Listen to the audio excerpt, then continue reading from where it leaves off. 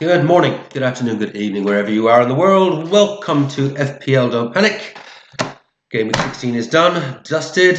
Time for a very quick final review. I did most of it yesterday, I think, before the West Ham Bournemouth game. So we're going to touch on that briefly, where the final scores on the doors. And we're going to talk about the next 5 or 6 game weeks. We'll look at my team that's going out this week. And just a little bit of a more in-depth talk about the contingency plan should we need emergency surgery if Haaland starts firing again. So without further ado, let's get into it. Actually finished on 60 points. I don't know where the extra 2 points came from at this stage, but I gratefully accept it.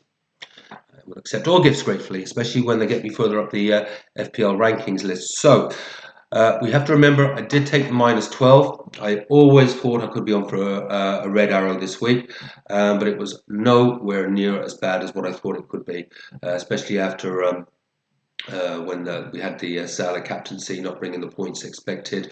But yeah, bullets were dodged, namely Palmer captaincies, Bowen not firing this morning because I think he would have done me a bit of damage, and a few other players that could have really hurt if they'd gone off this weekend. They didn't. So I've only dropped from 108k to 140, which sounds a lot. There's only 8 points outside the top 100k, and that is my objective now over the next 5 to 6 game weeks to try and get into that top 100k. So I'm currently on 1,010 points, so we've broken the 1,000 point barrier. Nice to do that at this stage in the season. I'm definitely ahead of schedule. I would be quite happy just to have been anywhere inside that top 500k at this point, especially considering how my block of games from 6 to 10 went, which were basically disastrous. But we've recovered, steadied the ship, and as I say, we've got ourselves into a pretty decent position as we move into the next section and the next part of Plan Des. So I've kept the spreadsheet up there just so we can go through that. So what I'm going to do, just going to go through the spreadsheet player by player and how they're doing against their numbers, and whether they will need to be considered moving out. So important to note here, my plan for certainly and possibly a bit beyond 16 to 20 is to do nothing. I plan to roll. I want to build up transfers for 2 reasons. One is give some of these new transfers, because I took my hits last week, so I have to give some of these players a chance to start hitting the averages that I'm after. Secondly, in case in 3, 4, 5 game weeks we need to do emergency surgery to get in Haaland if he does start banging, and we do actually start to get post-Xmas Man City. Don't think that's going to happen, but any transfers I'm looking at or anything on my watch list is geared towards the potential of that. Or even if I just want to upgrade someone else in the team, So you will find that my watch list mainly consists of budget type picks at the moment. And the other thing just to keep an eye on as well is the new chip. We will need a few transfers for that. Certainly the way I would plan to use it would be to have a few transfers up my sleeve. I still currently think I will save it until the end of the season for the beach football and the strange results we can get then. But there is the potential that I might decide to use it for the Liverpool double game week that's been added to the schedule. We'll see. We'll see how that progresses. But transfers up the sleeve and let this team roll for a few game weeks is the plan. We'll see how we go with that. As you all know, I'm not necessarily very good at not sticking to a plan in terms of, because I do like my transfers. However, let's have a look at this, and we'll have a look at some of the alternatives. So Alisson has only just come in. He's only just come in. Averages not spectacular at the moment. Those are his last 5 game weeks played, which shows an 8, 2, 2, an 11, and a 1. So I like the 8 and the 11. I don't like the 2, 2, and the 1. But he's only just back. Those are obviously games that he played pre-injury. We obviously had the sending off with the Robertson, which may have affected things a bit. Although the goal did come before. I think it definitely came. The goal came before the sending off, I think. So at best he would have, maybe had 3 points, maybe a save point or something like that. However, I do have faith in that Liverpool defence. They are a good unit. They've got great players in there. So he will stay. And he definitely needs a few games to see if he can actually start getting me some clean sheets. And the fixtures, for the most part, are pretty damn good going forward. Once Spurs, I do have as a blue fixture, as opposed to a green, because I don't think it's a great fixture for defensive players. And that's if you're sort of eagle-eyed saying, well, why has Salah got green? Well, because Spurs is a great fixture for an attacking player. So similarly, Virgil, he's just got the average of 3 going at the moment. But I do, again, fancy that he's going to get his numbers up. I really rate Virgil. I think he is almost back to his best as of a few seasons ago. I think he's going to crack 200 plus this year in points, especially when we start to get into some of the more promising fixtures. So not going anywhere, but supposing I did need to free up funds, Alisson and Virgil would be my most likely make weights. So you'll see I've popped Pickford in there beside Alisson. Pickford's been outrageously good. The last 5 game weeks, he's had 4 clean sheets in 5, I think. They look actually fixture proof. I think he's averaging 6. It's got to be the best of any goalkeeper, I think, around the moment. We know how hard clean sheets are to come by. And, Dyke's got that defence going again, and we know what they did last year. I think Pickford was #1 goalkeeper last year. And there's a nice saving from Alisson there if I did need to find funds. Am I going to make this transfer? No. Will I make this transfer in 5 game weeks' time? Possibly, if Everton is still going. And it's not going so well for the Liverpool defence, because it does free up that bit of money, which could be useful. So I'd say if you actually do have the transfers, I would go Pickford, honestly. I'm actually almost wondering if I've made the right decision by bringing in Alisson last week. I mean, I didn't expect them to keep a clean sheet against Arsenal, though. Who did? There you are. Hindsight, Captain Hindsight, what a wonderful superpower that is. Utterly useless. Virgil, spoken about him, so fine. But potential options there would be, if I did need to try and find a million or 2. Robinson looks good. Averages are just 3, but his attacking returns generally across the season have been pretty good. Fulham are capable of keeping a clean sheet. They're a decent team, and they've got a fantastic run of fixtures coming. So I'm not going there, but he is one that I would, if I did have to do some emergency surgery, I would definitely consider bringing in Robinson for a Virgil, or potentially another option, even cheaper, Huijsen, who has a very small sample data size. He's only just played 3.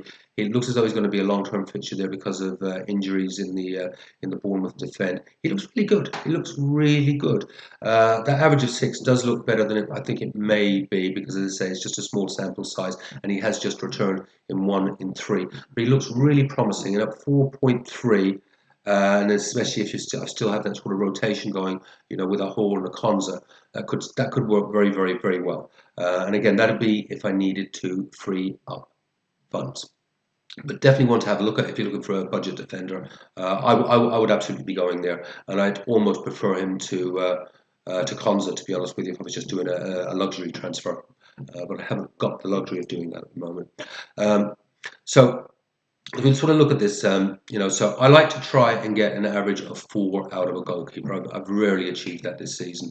I like to try and get an average of 5 out of my defenders, so that as a unit, I get 15 points out of my defenders. So because you can see there, actually 60. So I actually got an average of, between Timber, Gabriel, and Virgil. I got exactly what I actually like to get out of my defensive unit this week with the 15 points, and unfortunately the goalkeeper was 2 points up, but that's kind of what I aim for. For midfielders, I like to see an average of 6, and for all of these, I like to see 3 returns in 5. Now, these rules aren't set in concrete, because obviously I have got players in there that are not achieving that, but if the rest of the team is doing well for the averages, sometimes, as I say, one compensates for the other, and so I can actually have patience with a player that I believe is running into a good run of fixtures or a good run of form, to have that patience with them. So As we move into the midfield, there's not really too many problems there. Salah's obviously doing fantastically well. He has literally returned in 5 out of 5, and 4 of those have been, real nice hauls. And for a lot of those, I had the captain's armband on him, so that was fantastic. Palmer 3 and 5, averaging 9. Great run of fixtures in front of him. He's he's going okay. My problem with Palmer, to be honest with you, is that I don't want him to score half the time. It's a problem I know we all face, having such a really good player, haul capable, and being scared of him achieving those hauls.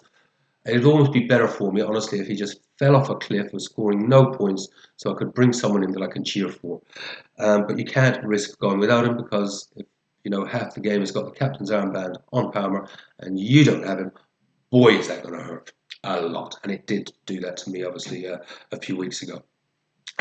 Saka, if I was to look at moving out one of those premiums, I think it probably would be Saka. Saka is supposed to be my Mr. Consistency, who just gets something every game, and it'll be an assist or a goal, but generally it's just averaging that 7, 8, 7, 8, 7, 8, 9, etc. Odd haul here and there. There is a little bit of lack of consistency there at the moment. It looks like it was going really, really well when Odegaard just first came back in the team. But we have had a couple of blanks in a row, so he's only returned 2 and 5.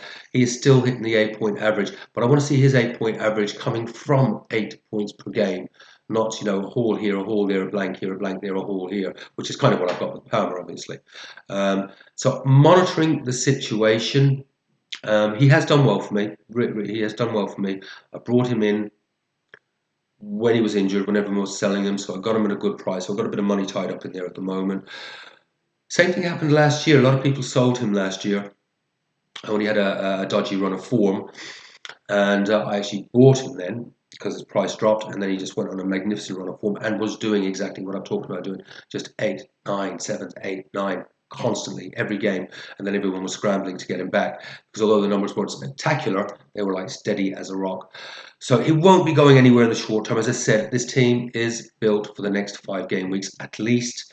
But if I did have to perform an emergency surgery, it probably would be Saka, but I'd be very, very reluctant to do it. So I'm hoping I can have the patience and that the rest of the P team's averages hold things up for me. Ahmad, yep, I can't talk about this lad highly enough, as most of you know. He was in my team in game week 1, and unfortunately didn't get his chance, and now he's getting his chance. The numbers speak for himself. He's returned 5 and 5. He's actually been returning before that as well, but I just look at the last 5 as my form guide, and then obviously the fixture ticket for the next 5 going forward. This guy can score in any game. Can score in any given game. He is a superb footballer. Buy him. Have him on your bench if you want to rotate him or whatever. He is. I'm not saying he is going to be the new Palmer. I was an early Palmer adopter last year, and he did so well for me from about game week 15. So Ahmad has come in game week. I think it was game week 15. I brought him in to be my an enabler, but also to rotate with Enzo. I'm not saying he's going to be the new Palmer, but he could be 7 million before the end of the season. 7.5 million. Seriously. Jackson return. I got my first return out of him this week. I brought him in a few weeks ago. But then he was on the bench for the first game I had him. So it's the first time he's played for me. Comes in with a return straight away. Great sea of fixtures in front of him. Average is just 6 at the moment. And he has returned in 3 and 5. So hopefully we can just see those averages kicking away. Really, really happy with that. Similarly, Isaac, nothing to see there, averaging 7. And João Pedro is the one obviously potentially on the chopping block. Not quite sure where I'll go, but just moving back to some of the watch lists. So I've spoken about Pickford, Robertson, and Huijsen. So where I have to find money, obviously, would be if I was to move to try to get to a Haaland for the post-Xmas City, if it ever comes, and I don't think it's going to, but we have to be ready. Iwobi is definitely one to consider. He's another one that has been quietly overachieving under the radar. He's returned in 3 and 5. Really good fixtures going ahead, and he's averaging 6, and he's like really, really cheap, 5.7. Based on the fixtures, I prefer him to a Smith Rowe or even a Rodgers at the moment. There's a nice level of consistency across the season with him, to be honest with you. And he's just coming to the forefront a wee bit now as he's creeping up, and you suddenly see him, oh, he's peeking his head up there, like, in the top midfielders. So definitely one to keep an eye on. I'm not going there, but definitely want to monitor, as I say, should I want or need to do something in 4 or 5 game weeks after I've rolled up some transfers. So it's definitely on the watch list, and maybe one to if you guys pass the eye test over if you do need another cheap midfielder. Sarr's looking interesting as well, isn't he? His minutes were very, very fragmented at the beginning of the season. He was getting like 70 here, 15 here, 80, but it was really fragmented. And I do believe, footballers, I know because I played football, you need a run of games to find good form. Just coming in here and there for little cameo roles. It does suit some players to come in, super subs and all that. We've all seen that. But certain players need a run of games to hit their straps, to find their form, and really sort of, get to their sort of 100% potential. Iwobi looks like one of those. He's looking really good. He's looking really, really good. And I like that team. Yeah, keep an eye on him. Have a look at him. I think he's worth a punt. I really do, especially with the run of fixtures that they've got coming up. The other one is sorry. I was talking about Sarr. Sorry, Sarr. Or he said like Wobby. Sarr. Yeah, he looks good. I think he's worth a punt. I really do think he's worth a punt. Particularly as I say, he now looks as though he's getting those regular, decent minutes in the team. So moving to Haaland, I really don't think I will go there. But I think we need to be ready to go there. The last time I went there, as I say, I was chugging along really nicely, averaging exactly 70 points, and I played my wild card in game week 4, and it brought in Haaland because obviously of what he was doing, skewed the spreadsheet, weakened the team, and my numbers fell right off a cliff until I corrected things. When Haaland literally was, ended up saying, he's only returning 2 and 5 now. You know what? I'm going to obey the spreadsheet. You're out. And I did some hits and whatever, corrected things, and then moved from 2.5 million, right up well into the sort of higher echelons. Got myself back in the sort of top 300, and now I'm just outside the top 100. Yeah, I don't want to make that same mistake again. I'm probably better positioned now if I did need to go there because I've got more data, more current data, because I was obviously early in the season. You're working off, a very small sample of data, and I've obviously got more data now. We can see the cheaper ones that are actually doing consistent numbers, and I've obviously got a reasonably healthy squad value of just over 105 million now, and Haaland is cheaper at 14.9. So I can get there more easily, but there is still no doubt it weakens the overall balance and structure of the team when you are bringing in cheaper players. They're cheaper for a reason in most cases. You do get, as I say, your shining lights come through from time to time that prove they've been grossly underpriced, namely Palmer last year and hopefully this year with the Amads and the Enzos.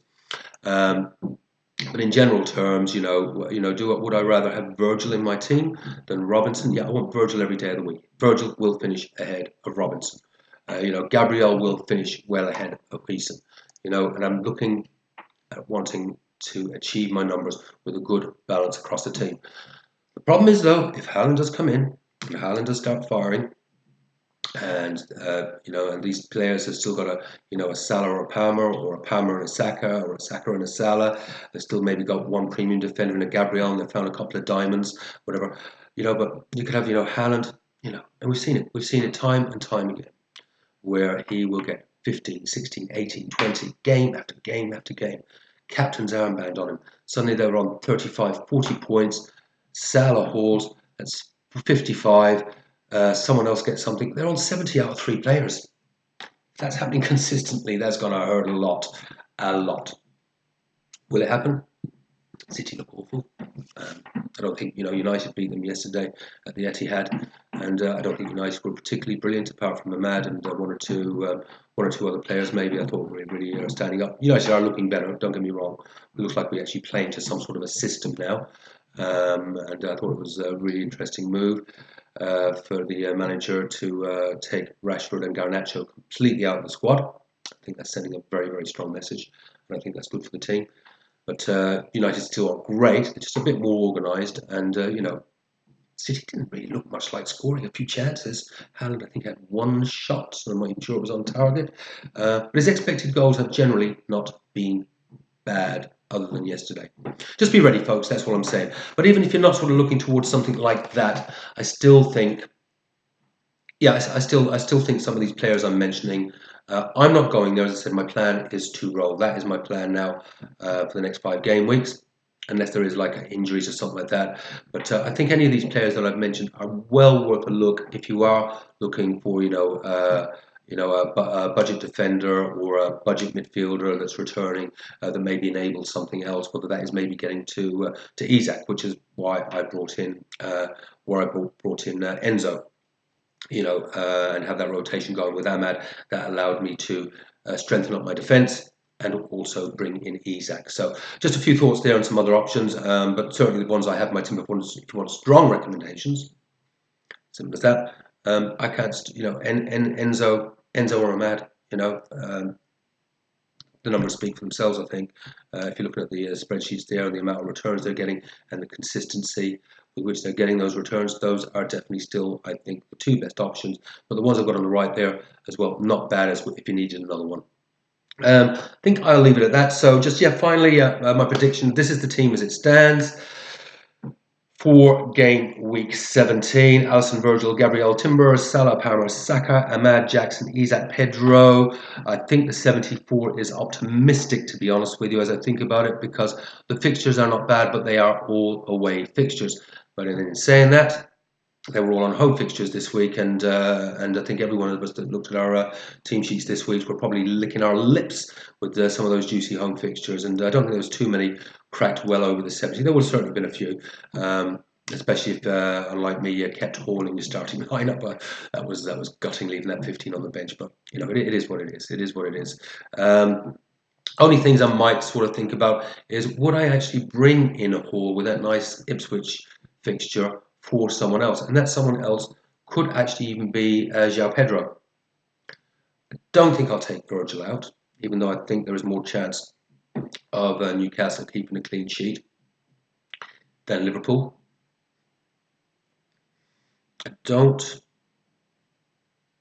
Still thinking about that. What do you think? The only thing I definitely will not do, I will not bring Enzo into my midfield, because I do not want 3 attacking players going up against that Everton defence. Really do rate it at the moment, and it would not surprise me if we have Palmer, Palmer blank again. But time will tell, folks. Listen, in the meantime, my prediction. I'll go with 74. I'll do 74 this week. Have fun, folks. Play your own game. Don't panic. I will see you. I'm not sure if I'll do another one later this week. Maybe I might just do a very, very quick 2-minute one. This is the final team and captaincy choice. But in the meantime, have fun. Play your own game. Don't panic. I shall hopefully see you after a very, very, very, very, very, very, very successful game week 17. Take care. Bye-bye.